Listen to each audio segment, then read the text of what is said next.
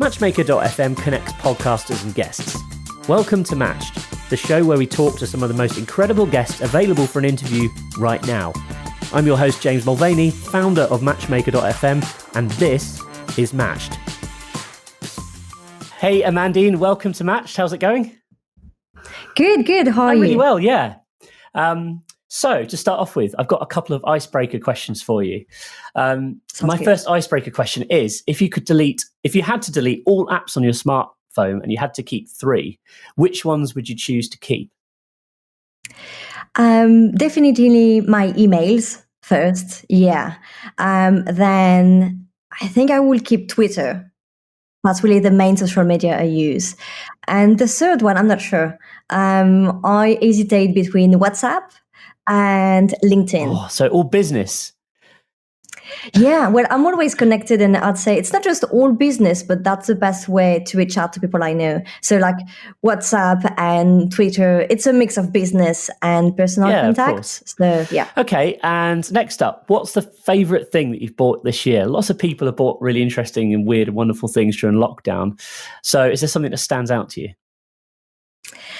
Well, I haven't bought much, to be honest. I know that with the lockdown, some people have been like browsing Amazon for hours. Guilty. I know. I haven't bought anything. I just bought a couple of books, and that's about it. Which is your favorite book then? Yeah. I don't have a favorite book, but right now I am reading Bad Blood, and the book before I read was Shoe Dog, about the story of Nike, and I really loved it. Yeah, I've heard that's good actually. I've not read that one, but that's certainly one for the list. Apparently it's really, really interesting. Yeah, and it was written by the founder of Nike himself, and he has a way of writing that is super interesting. It's not like a boring another biopic or story about someone, and that's not boring at all. It's very interesting. Sounds good. I'll put that one on my list. Okay. So first of all, Amandine, please can you just start off by just telling us a bit about yourself and what it is you do? Sure. So my name is Amandine Flachs. I have been working with early stage tech startups for now 10 years. I started my own startup last December, and I have been working full time on it since February. So we are building AI bots for eSports and competitive gaming training. So really deep tech, really eSports gaming. So super exciting, but we are in our early days, so still early stage. And on the side, I have been a scout for a VC fund based in London. So I help them source startups. And also I am the creator and host of Entrepreneurs Playing Games, which is a series of live AMAs with entrepreneurs and startup folks. That sounds amazing. It sounds like you're spinning lots of plates there. You've got lots of stuff on the go at once. So I'm intrigued to know, you mentioned your startups about sort of AI and sports. Where did the idea come from? Where did the interest sort of spawn from in terms of sports and like linking it up with AI? Well, my co-founder and I have both been super interested in the latest esports things going on. So we've been watching streamers and professional esports players for quite some time. And because of our involvement in the tech scene, he has a background in machine learning. He has been a machine learning research scientist. So we've always been kind of brainstorming ideas with tech and what we can do with tech. So, just brainstorming things, we saw some very interesting development with machine learning, and thought that would be a perfect way of fitting a need. But we were expecting someone to do it, and since no one did it, we were like, we have the skills, we have the knowledge, we can do it, we should be doing it. And after a while, we couldn't not do it. So how's it going so far? Obviously, you say you started on it February. It's been a bit of an interesting year, probably. I guess at the February, you probably weren't aware of how this year was going to pan out. So has that impacted you much, or have you just kind of been working from home? I think we've been quite lucky because we were planning anyway to be in some kind of bubble to focus on building the core technology. So everything happened at a good time for us. And I know many founders haven't been that lucky. Some people have been in the middle of a fundraising round or in the middle of a product launch when the lockdown happened. So I think, no, we've been quite lucky so far. Excellent. Okay. Right. Let's talk about podcasting. I'm intrigued to know, to start off with, how long have you been podcasting for? You mentioned you have a podcast. Yes. So it's not per se a podcast, but kind of close. Like it's a live AMA, so it's like a live podcast with video. I started last year, so about a year and a half ago, in May, and it's interesting. My concept has to change a bit. So initially, the idea was to invite startup founders to my place to play video games together and talk about their own story. But with COVID-19, we had to adapt a bit the format because I can't just get people to come to my place. Right.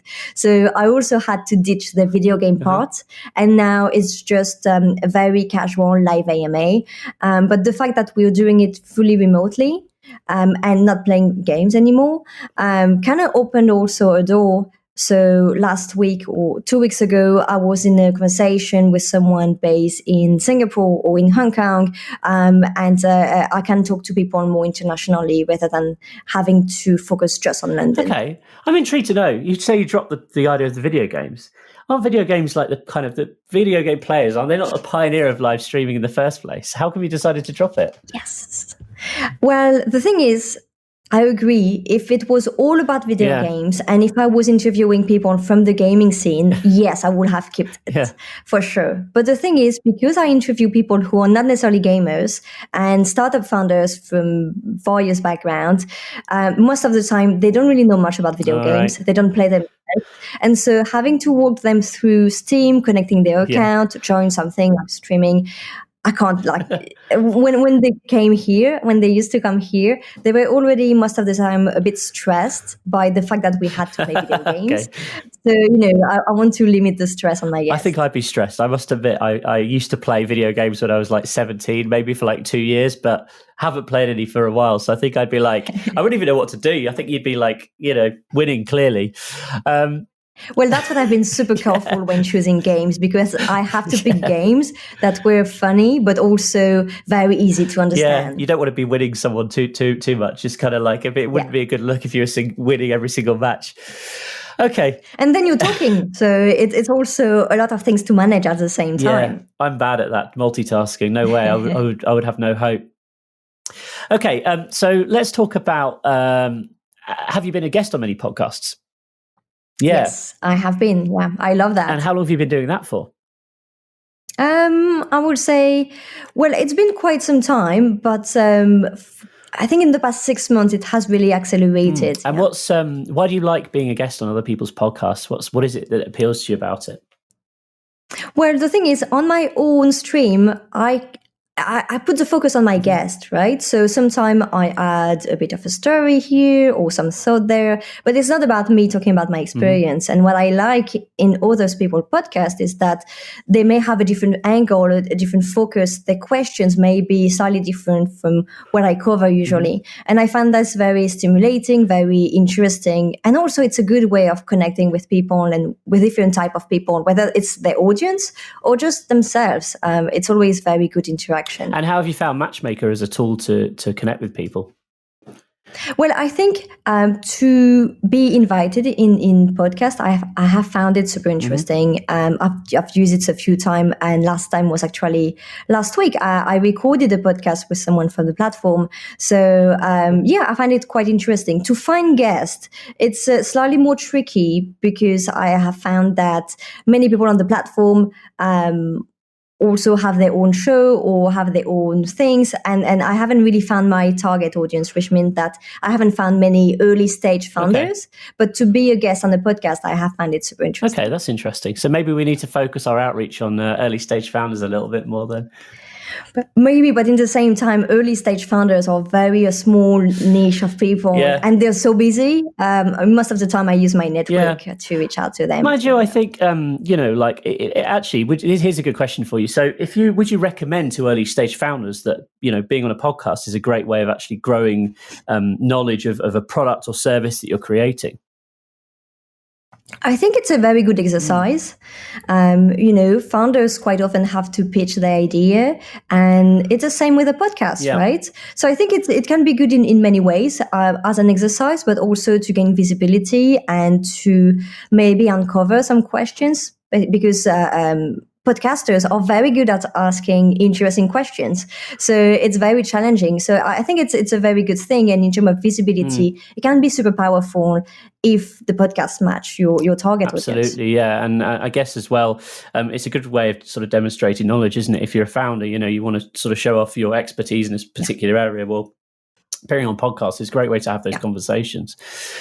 But I think it's also important to be careful not to fall too much into the marketing, using it as a marketing tool. A podcast is also about showcasing who you are as an individual and talk more freely about some topics. And so if you spend the entire time when you're interviewed on a podcast just talking about your core message, like your marketing message, and just saying, go check out my platform every single minute, it's not very interesting for anyone. So also I think it's all about finding a good balance between using it for marketing, but also for your personal branding and just showing who you are and having an interesting discussion. Yeah, I think that's a really good point. I think if there's too many, certainly with a lot of guests, actually, you find they'll be sort of very salesy, or, they're not interested to sort of talk about anything apart from what they're trying to promote, which I think, it's a fine line. I think there's always going to be an opportunity to promote something on a podcast, but ultimately you need to have a discussion and be willing to kind of allow that person to pull on your area of expertise. So I think, that's good advice. If you could choose anyone to be a guest on your show, anyone in the world, who would it be? Well, that's a thing. I like to be surprised. So if I already pick my guest, that means that I already know a bit about them and the background. And what I love is actually to have super great surprise where I just ask questions and I learn a lot from my guest that I had no idea and I couldn't find online. Actually, sometimes I do my research, prepare my question, and when I ask them and there is no surprise, I'm a bit like, okay. But most of the time, I still learn new things. But I like to be surprised. So I would say just a good surprise would be the perfect guest. Okay. And also, if you could appear on any podcast in the world, which one would it be? I don't know. I think I like many type of podcasts. And I don't think that there is one podcast I am dreaming about. It's more about getting a good vibe and a good relation with the host will be more important than just appearing on the podcast. Okay, cool. That's fair enough. And then just to finish up then, if you could offer some advice to someone who's perhaps getting into podcasting, either as a guest or as a host, what would that be? Well, as a guest, I would say get your objectives straight, but be super flexible and just have fun because it's going to be positive for you anyway, for your brand image, for your own personal image, and just learning from it.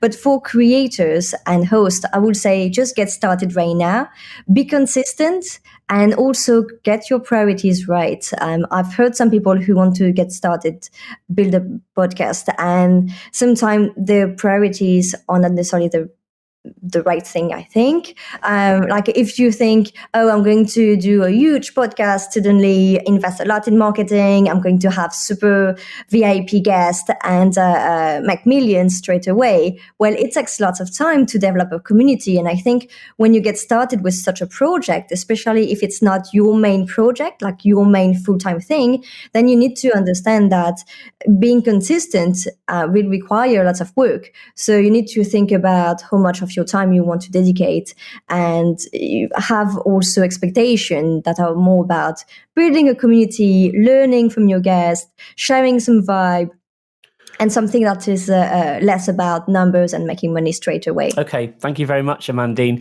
If people want to find out more about you or get in touch, how can they do so? Well, I think the best way is to use Twitter.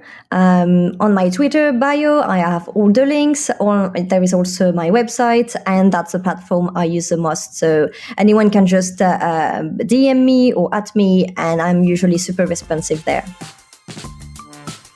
There is an easier way to get booked onto more podcasts as a guest. Join matchmaker.fm for free today and start making connections with podcasters who are looking for guests just like you.